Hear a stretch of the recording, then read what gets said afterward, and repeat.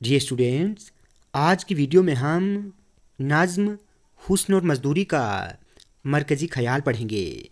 Students याद रहे, उर्दू के पेपर में आपको इस सवाल का जवाब 40 से 50 अल्फाज तक लिखना है। तो चलिए स्टार्ट करते हैं।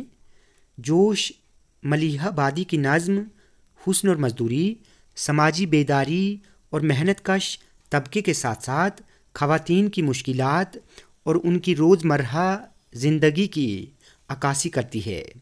अक्कासी का मतलब होता है तस्वीर कशी करना, रोज़मर्रा का मतलब है रोज़ाना। समाजी बेदारी सोशल अवेयरनेस को कहते हैं। जोश फरमाते हैं कि ख़वातीन का मेयार ज़िंदगी बेहतर होना चाहिए और उन्हें इस किस्म की मेहनत और मशक्क़त से छुटकारा मिलना चाहिए।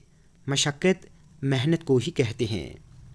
मेयार ज़िंदगी का मतलब है ज़िंदगी जीने का अंदाज़।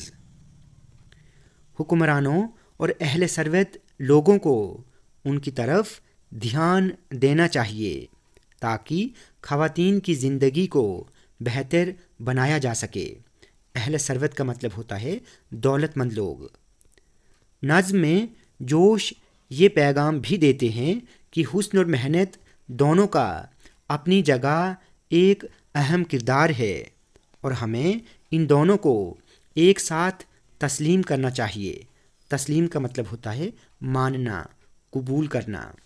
इस तरह हुस्न और मज़दूरी एक समाजी और इंसानी हकीकत की अक्कासी करती है जो कारी को ज़िंदगी के दो अहम पहलुओं के दरमियान तवाज़ुन कायम करने की तरगीब देती है, नसीहत देती है। तरगीब नसीहत को कहते हैं। ठीक है, तवाज़ुन का मतलब होता है बिल्कुल एक जैसा, बराबर। कारी पढ़ने वाले को कहते हैं, यानी रीडर।